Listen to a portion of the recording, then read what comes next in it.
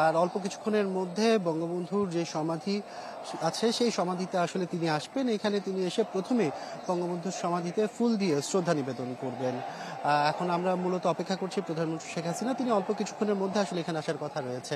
আর এছাড়াও বেশ কিছু কর্মসূচি নিয়ে বলা যায় যে আজকে গোপালগঞ্জে এসেছেন প্রধানমন্ত্রী। তিনি এখান থেকে সরাসরি উপজেলা আওয়ামী লীগের যে কার্যালয় আছে সেখানে একটি সভায় অংশগ্রহণ করবে।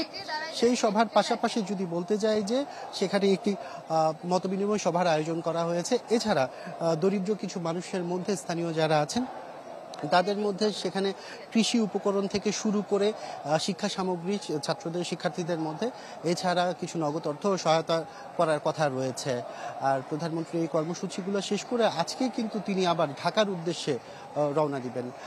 যদি বলে রাখি যে এই সফরটিকে ঘিরে কিন্তু গোপালগঞ্জ জেলা এবং এই টুঙ্গিপাড়ায় কিন্তু আইন শৃঙ্খলা রক্ষাকারী বাহিনী যারা আছেন তাদেরকে কিন্তু আমরা সচেষ্ট হতে দেখেছি। আর সব ধরনের নিরাপত্তা ব্যবস্থায় ইতিমধ্যে জোরদার করা হয়েছে। আর প্রধানমন্ত্রী যেহেতু আসবেন সেক্ষেত্রে কিন্তু বলা যায় যে এখানকার যারা স্থানীয়রা আছেন তাদের মধ্যে এক ধরনের উচ্ছ্বাস উদ্দীপনা দেখা যাচ্ছে। কারণ যতবারই বাড়ির মেয়ে বাড়িতে ফিরে আসে ততবারই কিন্তু এখানকার যারা স্থানীয়রা আছেন এবং আওয়ামী লীগ নেতারা আছেন তাদের মধ্যে কিন্তু এই আনন্দ উচ্ছ্বাসটা লক্ষ্য করা যায়। আর যদি আমি বলে রাখি যে অল্প কিছুক্ষণের মধ্যে বলা যায় এখানে প্রধানমন্ত্রী উপস্থিত হবেন। তারকেই স্বাগত জানানোর জন্য মূলত এখানকার যারা স্থানীয় নেতাকর্মীরা আছেন তারা কিন্তু উদ্গ্রীব হয়ে আছেন। তারা স্লোগানে মুখরিত করে রেখেছেন এই টুঙ্গিপাড়ার চারপাশ। আর এখন পর্যন্ত বলা যায় যে কি প্রধানমন্ত্রীকে রিসিভ করার জন্য সব ধরনের প্রস্তুতি নেওয়া হয়েছে। অল্প কিছুক্ষণের মধ্যে আমরা যদি আমাদের ক্যামেরাটা একটু ঘুরিয়ে দেখাই যে অল্প কিছুক্ষণের মধ্যে আসলে প্রধানমন্ত্রী এখানে উপস্থিত হবেন। সেই সব কিছু উপস্থিতি এখন পর্যন্ত প্রস্তুতি করা রাখা হয়েছে। আর যারা এখানে উপস্থিত আছেন স্থানীয়রা, বিশেষ করে মহিলা থেকে শুরু করে স্থানীয় পর্যায়ের আওয়ামী লীগ নেতারা, তারা কিন্তু এখানে স্লোগানে মুখরিত করে প্রধানমন্ত্রীকে স্বাগত জানাচ্ছেন। প্রধানমন্ত্রী কিন্তু অল্প কিছুক্ষণের মধ্যে বলা যায় যে কি বঙ্গবন্ধুর এই সমাধিসৌধে এসে উপস্থিত হবেন। এরপরেই কিন্তু তিনি আনুষ্ঠানিকভাবে ফুল দিয়ে শ্রদ্ধা নিবেদন করবেন জাতির পিতার এই সমাধিতে। আমরা দেখতে পাচ্ছি যে ইতিমধ্যে প্রধানমন্ত্রী খুব কাছাকাছি চলে এসেছেন। অল্প কিছুক্ষণের মধ্যে আসলে তিনি এখানে চলে আসবেন। দেখাই যাচ্ছে প্রধানমন্ত্রী তার পরিবারের সদস্যদেরকে নিয়ে কিন্তু এই সামনের দিকে এগিয়ে আসছেন। সাথে আছেন ছোট বোন শেখ রেহানা, তিনিও কিন্তু প্রধানমন্ত্রীর সাথে রয়েছেন। দেখা যাচ্ছে প্রধানমন্ত্রী চলে এসেছেন বঙ্গবন্ধুর সমাধিসৌধে। আর তিনি প্রথমেই কিন্তু এখানে বঙ্গবন্ধুর যে সমাধি আছে সেখানে কিন্তু ফুল দিয়ে শ্রদ্ধা নিবেদন করবেন। আমরা দেখতেই পাচ্ছি যে প্রধানমন্ত্রী আছেন, তার সাথে আছেন তার ছোট বোন শেখ রেহানা, তিনিও কিন্তু সাথে রয়েছেন। আর প্রথমেই কিন্তু প্রধানমন্ত্রী ফুল দিয়ে যে শ্রদ্ধা নিবেদন সেটি ইতিমধ্যে শুরু হয়েছে।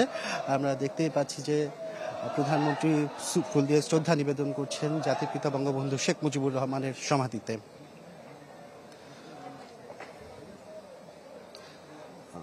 এরপর প্রধানমন্ত্রী কিছুক্ষণ দাঁড়িয়ে নীরবতা পালন করবেন।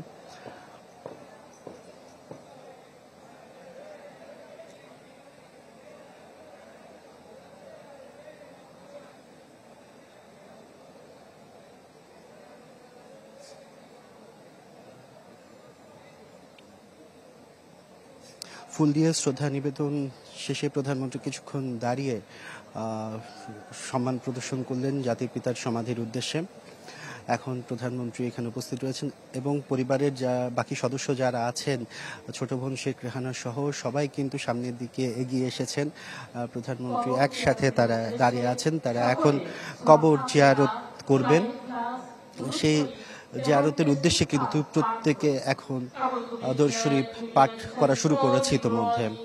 এর পরপরই কিন্তু প্রধানমন্ত্রী এখানে বিশেষ মোনাজাতে অংশগ্রহণ করবেন।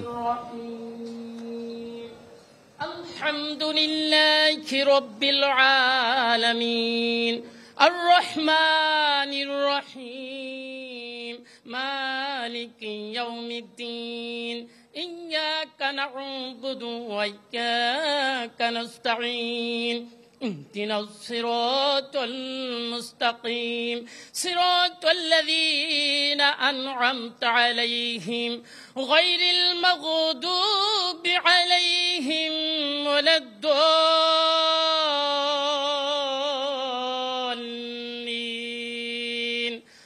آمين بسم الله الرحمن الرحيم قل هو الله الله الصمد لم يلد ولم يولد ولم يكن له كفوا أحد اللهم صل على محمد وعلى آل محمد كما صليت على إبراهيم وعلى آل إبراهيم إنك حميد مجيد أستغفر الله ربي من كل ذنب وأتوب إليه لا حول ولا قوة إلا بالله العلي العظيم اللهم آمين হে আল্লাহ আমাদের দোয়ার ভুল ভ্রান্তি ক্ষমা করে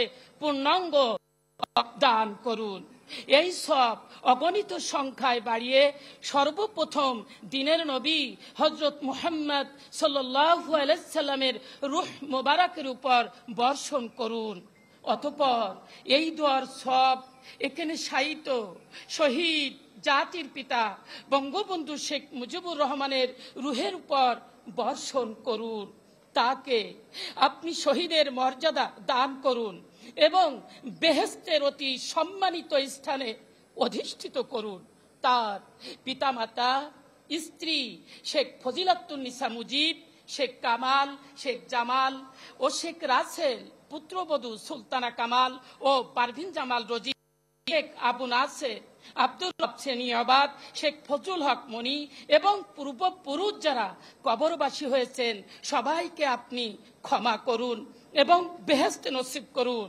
1971 সালের বাংলাদেশের স্বাধীনতা যুদ্ধে যারা শহীদ হয়েছেন তাদের উপর আপনার বিশেষ রহমত দান করুন তাদের সবাইকে বেহেশত নসিব করুন হে আল্লাহ আপনি মাননীয় প্রধানমন্ত্রী সকল মহৎ কাজসমূহকে কবুল করুন তাকে সর্বোত্তম যাচা ও তার সুস্বাস্থ্য ও দীর্ঘ হায়াত দান করুন হে আল্লাহ আপনি আমাদের সকলকে কবুল করুন আমাদের সকল গুনাহ মাফ করে দিন আমাদেরকে নিখাত দেশপ্রেম সততা এবং দৃঢ় ঈমান দান করুন হে করুণাময় আপনি এ দেশ এবং জাতির প্রতি আপনার বিশেষ রহমত দান করুন দেশ পরিচালনায় মাননীয় প্রধানমন্ত্রী শেখ হাসিনা ও শেখ রেহানা সহ যারা অক্লান্ত পরিশ্রম করছেন তাদের সকলকে আপনি অসীম সাহস সামর্থ্য সুস্বাস্থ্য দীর্ঘায়ু এবং সহায়তা দান করুন সকলকে হেফাজতে রাখুন হে আল্লাহ বাংলাদেশের উপর আপনি শান্তি বর্ষণ করুন এবং আমরা যেন উত্তরোত্তর সমৃদ্ধি সাধন করে পৃথিবীর বুকে একটি অনন্য জাতি হিসাবে প্রতিষ্ঠিত হতে পারি আমাদেরকে সেই তৌফিক দান করুন সুবহান রাব্বিকা রব্বিল ইজ্জাতি আম্মা ইয়াসিফুন ওয়া সালামুন আলাল মুরসালিন ওয়ালহামদুলিল্লাহি রাব্বিল আলামিন আমিন